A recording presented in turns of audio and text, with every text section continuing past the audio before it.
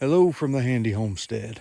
Just want to take a couple minutes and show you our frugal or poor man solution for a portable pen for sheep, and we've used them for pigs too.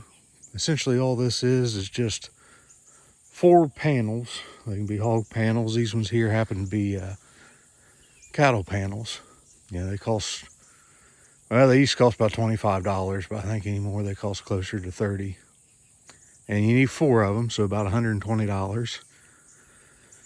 And then what we do is we have found on the corners where the panels meet, which would be right around there, that you need to tie them with wire. And what we used to do is we used to get these little carabiners from the Dollar Tree. There were 2 of them for $1 back then. And we'd put those on them, but we found that with sheep, they allowed flexing too much, and sometimes the sheep could flex the top in and the bottom out, or vice versa, and try to get out that way. So we started tying 3 corners of it, and then we went to on that 4th corner, we would take about 3 of these stainless steel carabiners that won't bend, and they're pretty tough, and we would do 1 corner in those.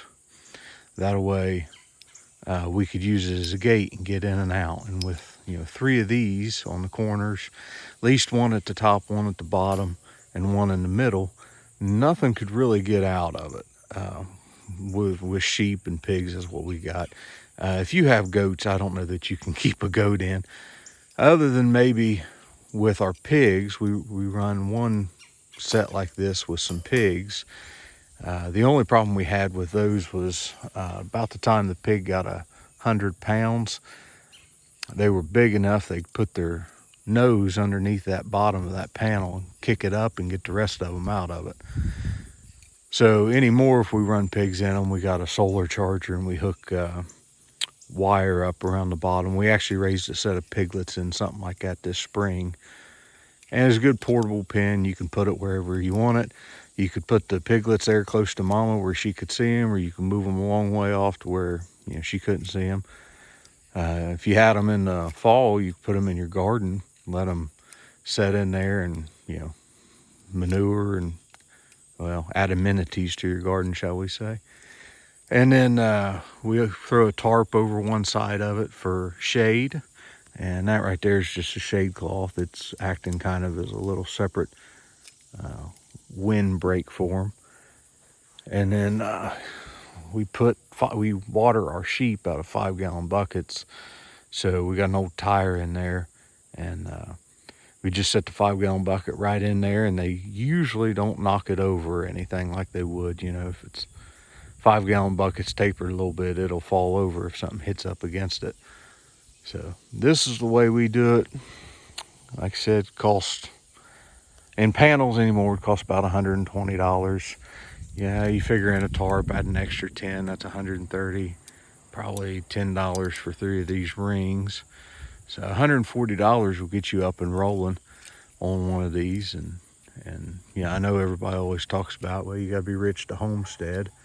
And you really don't. Putting that in perspective, if you made $10 an hour and you work 7 hours a week for the next 2 weeks, so you got your little side gig at McDonald's or something, work 7 hours a week for 2 weeks, you could build something like this. And these metal panels, I mean, the tarp you got to replace every now and then, but this is stainless right here. I mean, you ought to be able to hook that up to a dump truck and not bend it or nothing. So once you buy it, you pretty well have it. If you ever get out of the livestock, you can always grow tomatoes up against it. Or what we did with some of these panels, occasionally if we're needing some shade, like that shade cloth right there, we'll flip them up, kind of make them U-shape, and they sheep or pigs or whatever can have some shade underneath them. And the old tire you get for nothing. So if you're looking for a cheap way to get started, this is it. This, in my opinion, this is a great way, instead of spending $2,000 or $3,000 building you one out of cattle panels or buying one off the internet. They're really nice, but they cost for it. So if you're ain't got a whole lot of money to work with, you're just starting out, you want to try to prove the concept of you can keep something alive before you put hundreds and thousands of dollars into something, this is a good way to do it. And they'll last you forever. So like I said, we got one for pigs too. The sheep, we've never had any problem with them. After we switched to tying the corners with metal so they're a little tighter, we didn't have any problem with them after that. The pigs, we found out pretty quick that if you don't want pigs everywhere, you got to put some electric fence on it. I've actually got one over here. This is where we raise piglets at. The spring, it's all growed up. I put my compost pile in here when the piglets were in here, and they leveled it off. Like in one day, it was 5 foot tall and they leveled it off. But there's our little charger. It's our solar charger. It's not hooked up to anything right now. But we would take the